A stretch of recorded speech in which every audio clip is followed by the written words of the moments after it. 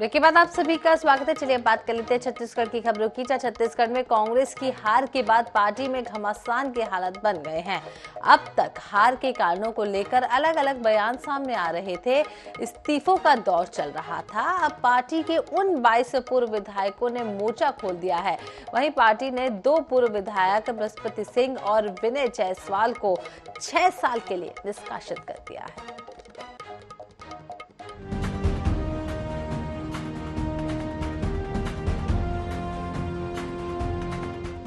छत्तीसगढ़ में कांग्रेस की अंतर्कलह एक बार फिर सामने आ गई है। अब तक पार्टी के नेता एक दूसरे को हार के लिए जिम्मेदार ठहरा रहे थे, लेकिन अब कांग्रेस के पूर्व विधायकों ने एक साथ 22 टिकट काटने को हार की सबसे बड़ी वजह बताया है। जिन विधायकों की टिकट कटी थी वह गुरुवार को पूर्व विधायक डॉक्टर विनय जायसवाल के घर एकत्रित हुए। दर्जन भर से अधिक पूर्व विधायकों ने बैठक कर पार्टी के फैसले के खिलाफ नाराजगी जताई।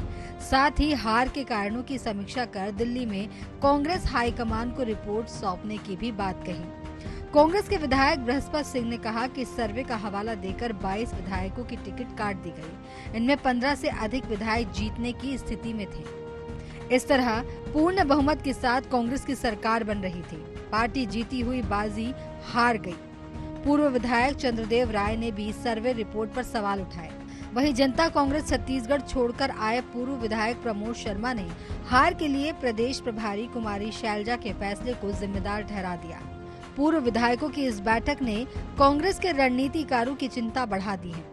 इस बैठक को लेकर कांग्रेस के संचार प्रमुख सुशील आनंद शुक्ला का बयान सामने आया है।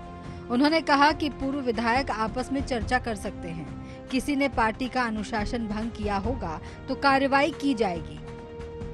देखिए, हम लोग ये चाहते हैं कि छत्तीसगढ़ में जीती हुई बाजी को बहुत अच्छा हमारी सरकार, हम सब मिलकर कांग्रेस की सरकार काम कर रहे थे, और उसको किन कारणों से हमारी पराजय हुई है, कांग्रेस की पराजय किन कारणों से हुआ है, हम गंभीरता से अध्ययन कर रहे हैं। और अध्ययन करने के बाद राष्ट्रीय अध्यक्ष और राहुल जी खड़गे जी को सबको अवगत कराएंगे। देखिए, मैंने इस बार में पहले भी कहा कि अगर विनय जायसवाल के टिकट कटने से पार्टी मजबूत होती है तो विनय जायसवाल का टिकट कटना पार्टी हित में है, उसको स्वीकार है।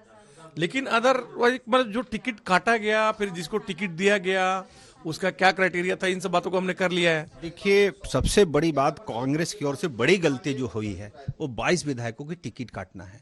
और मैं तो बोलता हूं, अगर टिकट नहीं काटा होता तो निश्चित आज कांग्रेस की सरकार होती। आज हम समीक्षा कर रहे हैं कि सर्वे कैसे हुई, किसने सर्वे किया। कांग्रेस में हार के बाद रार के हालात हैं। ऐसे में पूर्व विधायकों की इस बैठक ने एक तरफ अनुशासन को लेकर पार्टी के दावों को तार तार तो कर ही दिया है, वहीं नेताओं की चिंता भी बढ़ा दी है। कांग्रेस अपने नेताओं के बयानों और गतिविधियों पर कैसे लगाम लगाएगी, ये देखना बेहद दिलचस्प होगा। रायपुर से INS 24/7 के लिए गौरव शर्मा की रिपोर्ट।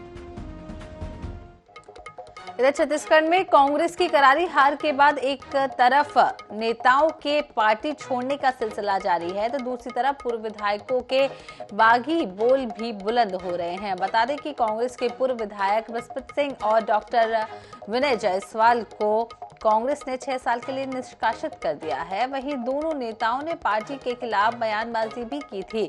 पार्टी से निकाले जाने के बाद दोनों नेता देर शाम पूर्व मुख्यमंत्री भूपेश बघेल से मिलने के लिए सीएम हाउस पहुंचे और मुलाकात की है। मीडिया से चर्चा करते हुए कांग्रेस के इन पूर्व विधायकों ने बताया है कि पार्टी आलाकमान से मिलने के लिए वह सभी दिल्ली जा रहे हैं। दर्जन भर से ज्यादा पूर्व विधायक आज दिल्ली के लिए रवाना होंगे और राष्ट्रीय कांग्रेस अध्यक्ष मल्लिकार्जुन खड़गे से मुलाकात करेंगे। पूर्व विधायक विनय जायसवाल ने कहा है कि कार्रवाई सिर्फ आदिवासी और ओबीसी नेता पर हुई है। निष्कासित की कार्रवाई AICC के नियमों के खिलाफ है। अभी भी हम बोल रहे हैं कि जो आदमी आके यहाँ तहस नहस करके गए, यहाँ पर पूरे विधायकों को डराने का काम, उनसे पैसा उगाही करने का काम, उन लोगों को नोटिस नहीं, उनका निष्कासन नहीं। और जिन लोगों ने पार्टी के लिए काम किया, पार्टी को मजबूती दिया, और TS सिंहदेव जी को नोटिस मिलना चाहिए।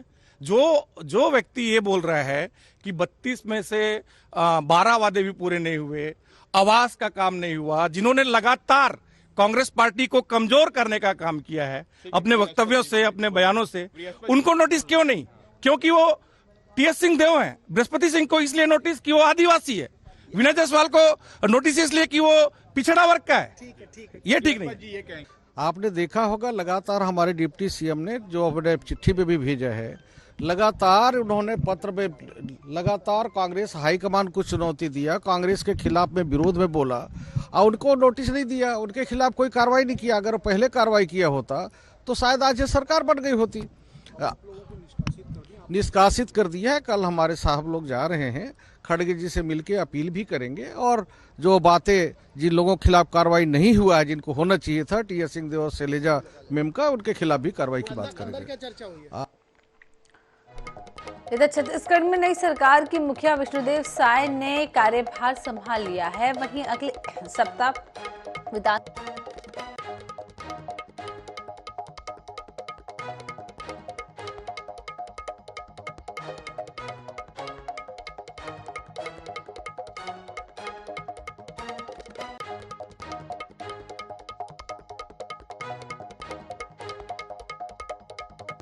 विधानसभा सत्र के बाद कैबिनेट का विस्तार किया जाएगा। ऐसे में मंत्रिमंडल के संभावित दावेदारों को अभी इंतजार करना पड़ेगा।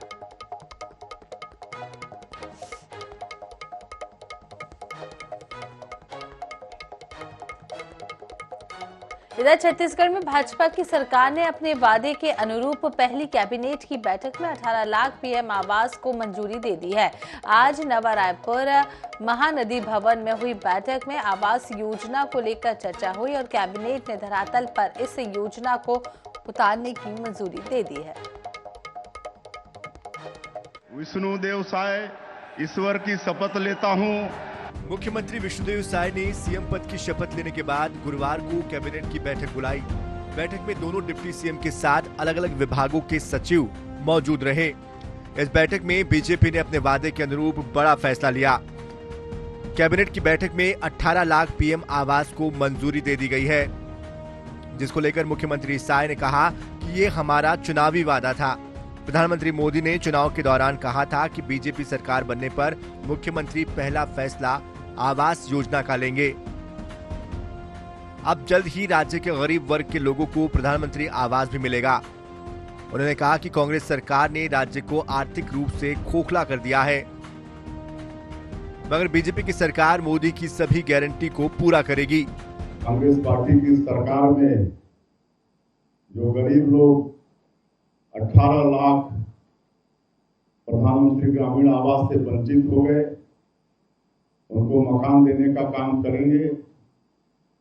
हमारे यशस्वी प्रधानमंत्री श्री नरेंद्र मोदी जी ने भी छत्तीसगढ़ की जनता से वादा किया था कि हमारी सरकार बनेगी तो जो भारतीय जनता पार्टी का मुख्यमंत्री होगा वो सबसे पहला काम 18 लाख आवास स्वीकृत करने का काम करेगा। कैबिनेट में आगामी 25 दिसंबर को अटल जी की जयंती के मौके पर सुशासन दिवस को वृहद रूप से मनाने का निर्णय लिया गया है। इस दिन किसानों को 2 साल का बकाया बोनस का भुगतान किया जाएगा। देखिए, हमारे चुनावी घोषणा पत्र मोदी की गारंटी में हमारी पार्टी ने ये आश्वासन दिया है कि 2 साल जब हम लोग सरकार में थे 15 वर्ष, तो 2 साल का बोनस नहीं दे पाए थे। वो बोनस 25 दिसंबर को जो हमारे नेता अटल बिहारी वाजपेयी जी, जो भारतीय जनता पार्टी के संस्थापक भी हैं, छत्तीसगढ़ राज्य के निर्माता भी हैं, निश्चित रूप से 2 साल का बोनस किसानों को देंगे। मुख्यमंत्री विष्णुदेव साय पहली कैबिनेट की बैठक के बाद मीडिया से रूबरू होकर कई सवालों के जवाब देते नजर आए। सीएम ने कहा कि हम भ्रष्टाचार को बर्दाश्त नहीं करेंगे।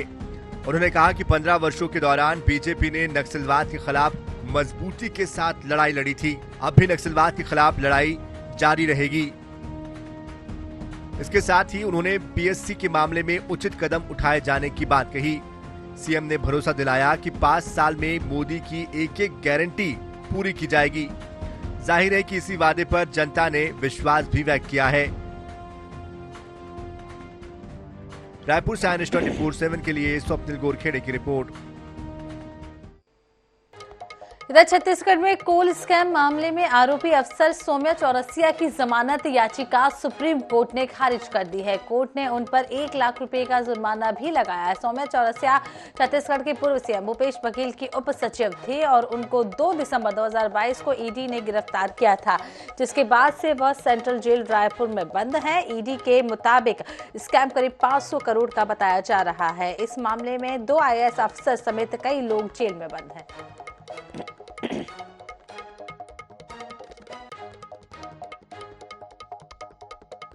पूर्व मुख्यमंत्री भूपेश बघेल की उप सचिव सौम्या चौरसिया को आज एक बार फिर तगड़ा झटका लगा है। सौम्या चौरसिया ने जमानत याचिका दाखिल की थी सुप्रीम कोर्ट ने और इस याचिका को सुप्रीम कोर्ट ने खारिज कर दिया। साथ ही साथ जो है 1 लाख रुपए का जुर्माना भी ठोका है। आपको बता दें कि सौम्या चौरसिया बीते 1 साल से जेल में बंद है।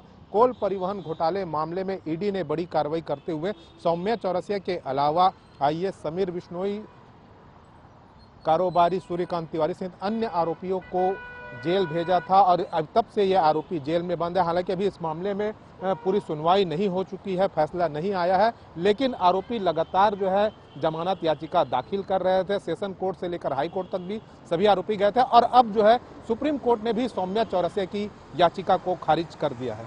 कैमरामैन रिजवान कुरैशी के साथ मनोज नायक, INS 24/7 रायपुर। इधर जांजगीर के पुलिस ग्राउंड में 15 दिसंबर से लेकर 23 दिसंबर तक अग्निवीर भर्ती रैली का आयोजन किया जा रहा है, जिसमें प्रदेश के 33 जिलों के युवा शामिल होंगे।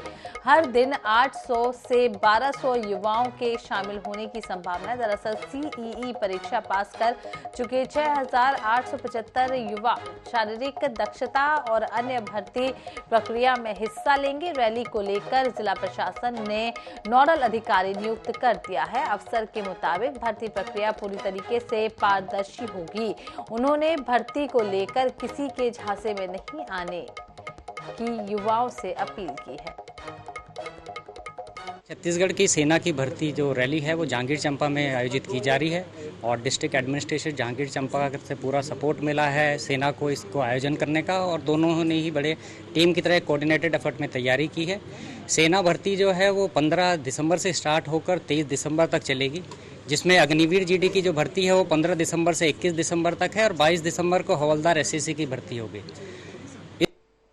इधर छत्तीसगढ़ में सरकार बदलने के साथ ही नगर निगम में एल्डरमैन की नई नियुक्ति को लेकर राजनीति गरमाने लगी है। भाजपा ने कहा है कि कांग्रेस कार्यकाल में नियुक्त एल्डरमैन को नैतिकता के तौर पर इस्तीफा देना चाहिए। साथ ही ये भाजपा ने कहा है कि सरकार के गठन के साथ ही नगर निगम में नए चेहरों की नियुक्तियां भी की जाएंगी। वहीं मेयर का कहना है कि एल्डरमैन की नियुक्ति शासन स्तर पर की जाती है। नई सरकार के गठन के बाद शासन का जो भी आदेश आएगा उसका पालन किया जाएगा। का परिवर्तन है और भारतीय जनता पार्टी की सरकार वर्तमान में बनने जा रही है। 1-2 दिन में शपथ भारतीय जनता पार्टी की सरकार ले लेगी और जैसा जाना जाता है जनता ने जिस प्रकार कांग्रेस को नकारा है तो नगर निगम के भी जो 28 एल्डरमैन जो बैठे हुए उनको नैतिकता के आधार पर इस्तीफा देना चाहिए।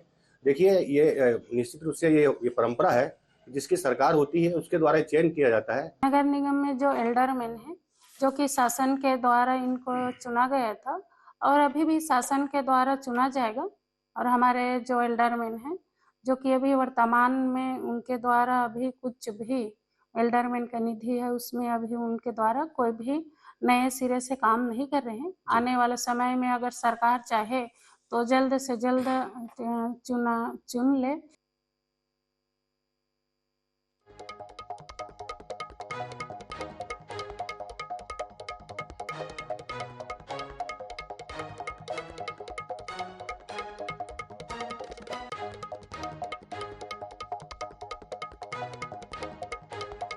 सट्टेबाजी में मनी लॉन्ड्रिंग और हवाला केस में 3 साल से फरार महादेव ऐप का मुख्य प्रमोटर रवि उप्पल दुबई में पकड़ा गया है। वहीं पुलिस ने उसे हिरासत में लिया, जिसके बाद सट्टेबाजी से जुड़े 2 अन्य लोगों को भी पकड़ा गया है, जो दुबई में बैठकर भारत में सट्टे का ऑनलाइन नेटवर्क चला रहे हैं। एजेंसियों को शक है कि इतने बड़े पैमाने पर महादेवबोग ऐप के दुबई में संचालन में सफेदपोश नेताओं ने मदद की है। बता दें कि छत्तीसगढ़ से रवि और उसके पार्टनर ऑनलाइन सट्टा शुरू किया था। बाद में देश के कई राज्यों में ये नेटवर्क फैलाया है और पुलिस ने वांटेड होने के बाद भी वे दुबई भाग निकले हैं और पुलिस के साथ केंद्रीय प्रवर्तन निदेशालय उनके खिलाफ जांच कर रही है।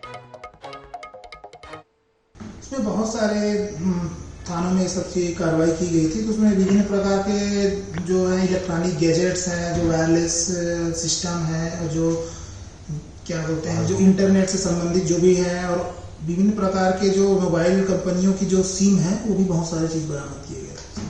कौन नामजद किसी के ऊपर? इसमें मेन जो है सौरभ चंद्राकर और रवि उप्पल का नाम उस समय आया हुआ था, और बाकी जो उस समय जो सिस्टम से जुड़े हुए कुछ लोग थे, उनके ऊपर भी कार्रवाई पुलिस के द्वारा की गई थी।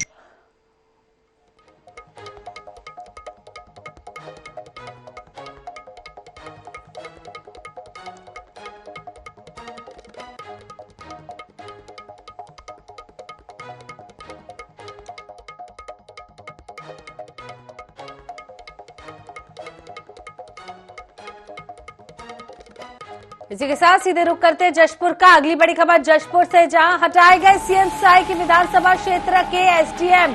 कलेक्टर ने डिप्टी कलेक्टर प्रदीप राठिया को सौंपी जिम्मेदारी। एसडीएम को हटाकर जिला मुख्यालय किया गया अटैच। जशपुर कलेक्टर ने जारी किया आदेश।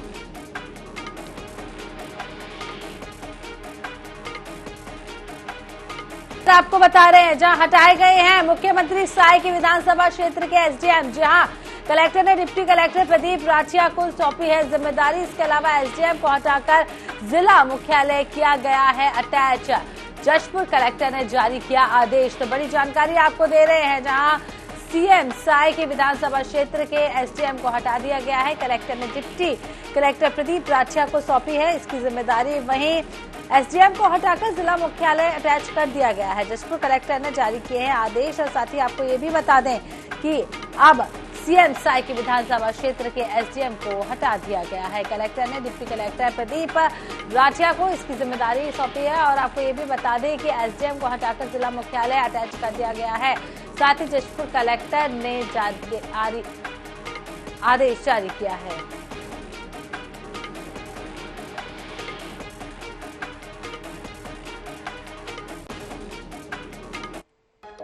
इसी के साथ इस बुलेटिन में फिलहाल इतना ही। देखते रहिए NH 24/7। नमस्कार।